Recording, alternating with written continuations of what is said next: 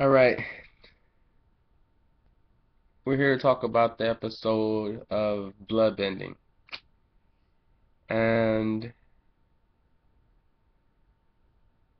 this was pretty cool. This was pretty cool. And what I really like that they're doing this season with Avatar is they're hitting issues on a deeper level and they're trying to meet the legacy of the very first Avatar. And they're doing a really good job with this villain. This villain has been, raising the bar on villains in the Avatar saga. And a thought that came to mind that was really cool, and I'm surprised that they didn't really elaborate on it too much this season. They're probably trying to hold a cliffhanger for next season. So this may be a spoiler for many people out there, but hey, bloodbending has the capability of taking away people's bending ability.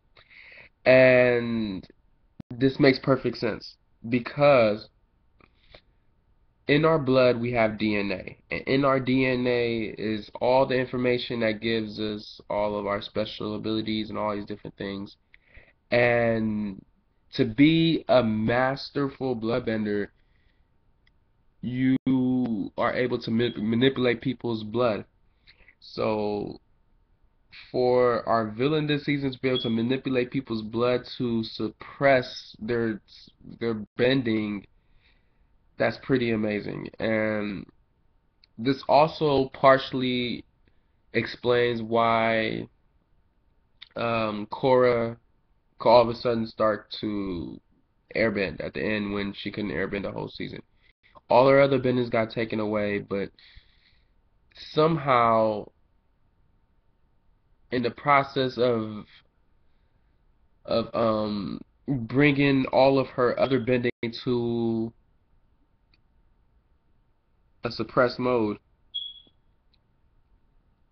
it probably created an imbalance and opened up her airbending. But anyway, bloodbending is pretty cool because people's DNAs and you can manipulate different strands in your DNA to essentially you can change the way people look. You can change a lot of things about them if you become a master of bloodbending. So it's no wonder why they made it illegal, but people are still gonna practice it under wraps when the police aren't watching and Korra and the avatars and Top's granddaughter is not watching. Well, anyway, Top's granddaughter is interesting. Let's see. I don't think he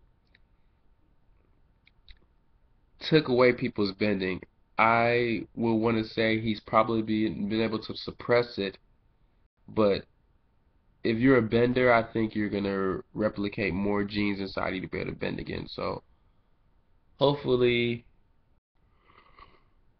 we'll see what happens with that. And like I said, I'm not a fan of Korra and Maka.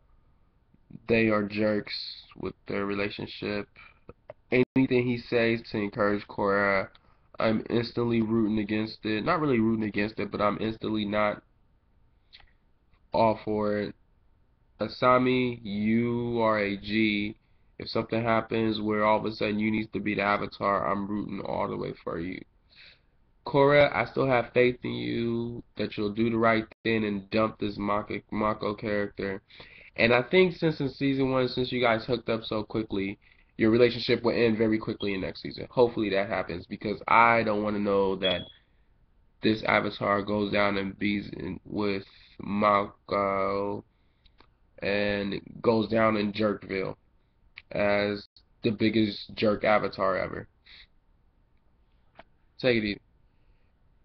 Oh, one more thing. All the other avatars, when they talk about their love stories and life stories and all that stuff,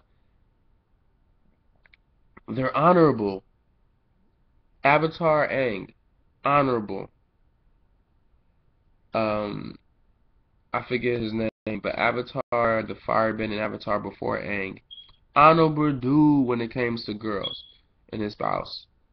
And the female avatars, they didn't really talk about their spouses And another thing I don't get, they always say that an avatar cannot have a spouse, but every single avatar gets a significant other. So they need to just stop passing that little hocus pocus stuff down the line. That stuff not good.